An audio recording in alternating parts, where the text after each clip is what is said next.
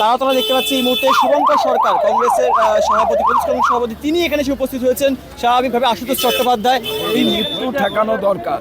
নতুন সরকার এসছে, তাদের প্রত্যেকটি জায়গায় দেখা দরকার ছিল কেমন ভাবে এই ঘটনাটা ঘটছে, এটা দেখা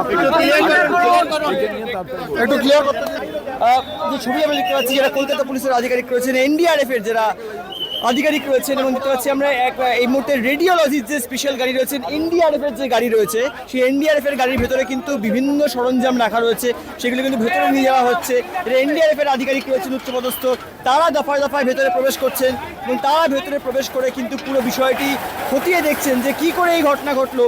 ভেতরে আমরা দেখতে পাচ্ছি এই মুহূর্তে অর্থাৎ বড় বড় কিন্তু ক্রেন রয়েছে।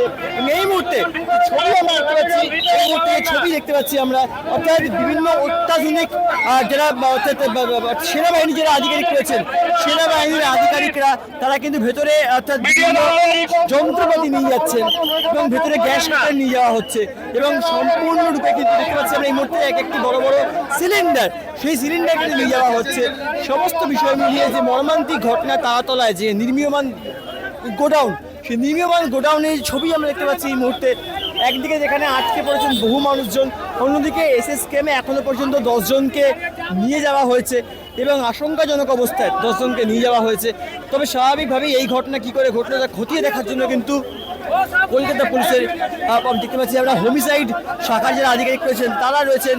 এই মুহূর্তে দফায় দফায় কিন্তু ভেতরে গ্যাস নিয়ে যাওয়া হচ্ছে এই মুহূর্তে এবং গ্যাস কাটারের বিভিন্ন যে যন্ত্র সেইগুলো নিয়ে যাওয়া হচ্ছে এবং এনডিআরএফ এর যারা আধিকারিক রয়েছেন তারা বর্তমানে ভেতরে রয়েছেন।